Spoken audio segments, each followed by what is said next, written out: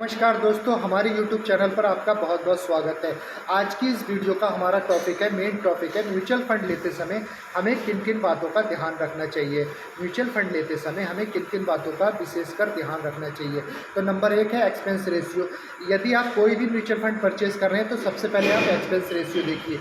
उसका expense ratio 1% से कम होना चाहिए। यदि 1% से ज़्यादा है तो उस प्रकार के म्यूचुअल फंड को बिल्कुल ना लीजिए आप।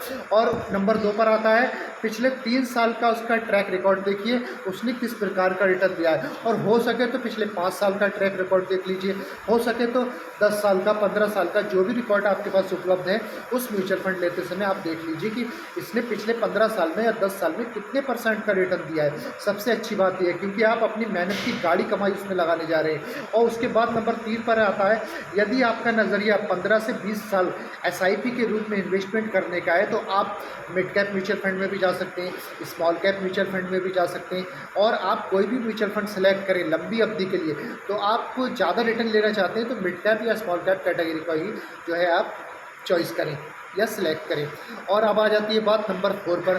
तो नंबर 4 पर फंड हाउस कोई ऐरा गैरा नत्थु खैरा तो नहीं है। आप म्यूचुअल फंड जो ले रहे हैं तो आप जाने माने म्यूचुअल फंड हाउस जैसे HDFC fund house, ICICI fund house, SBI fund house, Kotak fund house या फिर निपॉन इंडिया, इस प्रकार के म्यूचुअल फंड्स आप लेंगे तो बेखटक आप इसको जो है इसमें इन्वेस्टमेंट स्टार्ट कर सकते हैं SIP के रूप में भी और लमसम के रूप में भी।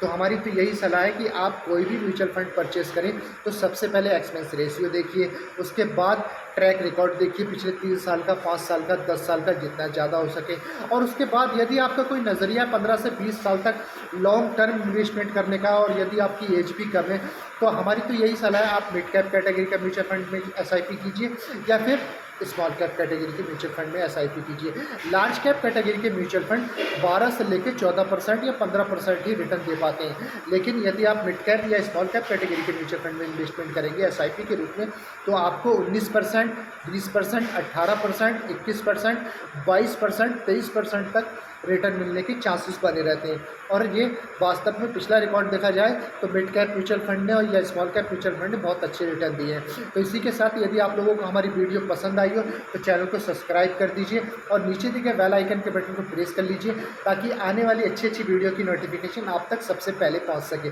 जय हिंद, जय भारत।